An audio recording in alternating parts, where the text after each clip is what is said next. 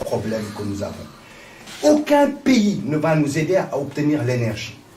Tout le monde va nous aider, tout le monde va nous prêter de l'argent, mais personne ne nous permettra d'avoir de l'énergie. Parce qu'avec cette énergie, on sera indépendant nécessairement, parce qu'on sera transformé. Vous prenez un pays, excusez-moi, je vais peut-être un peu long. Vous prenez un pays comme la Norvège. La Norvège a 170 heures d'ensoleillement par an.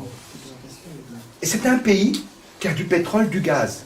Mais ils ne l'utilisent pas. Ils vendent tout pour les générations futures.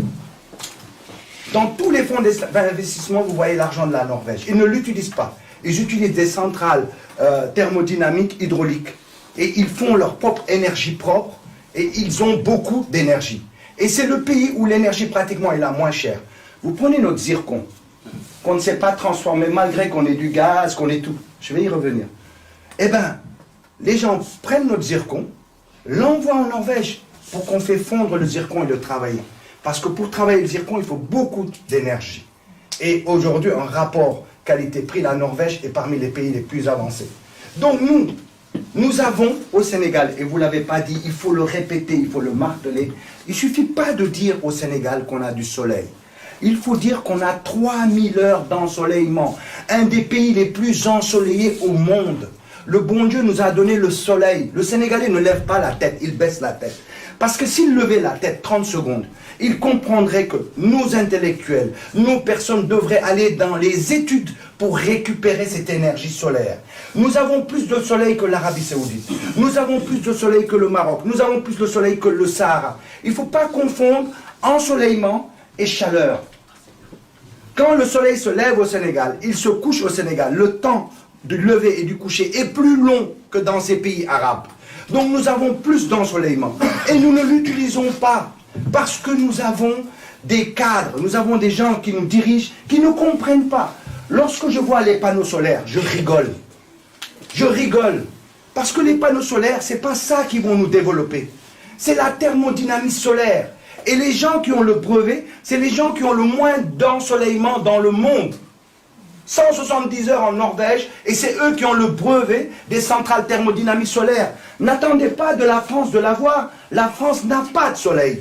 Elle ne le développera pas pour nous. La France a tenté une expérience de thermodynamie solaire, de centrale en Corse. Ils l'ont abandonné parce qu'ils n'ont pas su le gérer. Vous allez en Espagne, vous allez en Italie, vous allez aux États-Unis, dans la Floride et tout ça, ils n'ont que des centrales thermodynamiques solaires. En Espagne, il y en a 400. Vous allez au Maroc, à côté de nous, ils sont dans leur expérience numéro 2, qui s'appelle le plan Nour. Nour, ça veut dire en arabe lumière.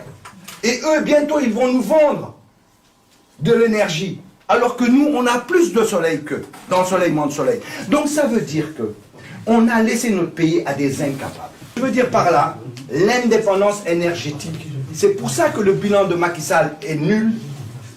C'est le plus nul. Parce que quand on a raté le virage énergétique, on a tout raté. Et il l'a raté parce qu'il passe son temps à dire le gouvernement avant avait tant d'heures de coupure, moi j'en ai plus. Bientôt on va rentrer dans le livre de Guinness des records. Je suis resté 365 jours sans coupure, 400 jours sans coupure. Mais on s'en tape des coupures. Le problème c'est que l'énergie est chère au Sénégal. On veut avoir de l'énergie en abondance, on est capable d'en avoir. Qui a de l'énergie en abondance aura moins de coupures, et qui a moins de coupures fera vivre. Donc ça veut dire qu'au Sénégal, on ne pourra pas transformer nos industries halieutiques, on ne pourra pas transformer notre agriculture, on ne pourra rien faire. Et on restera dans la pauvreté parce que c'est l'industrialisation du Sénégal qui permettra aux Sénégalais d'avoir du travail, d'avoir des objectifs, de faire vivre leur famille, de vivre, d'avoir de l'argent et de pouvoir se projeter.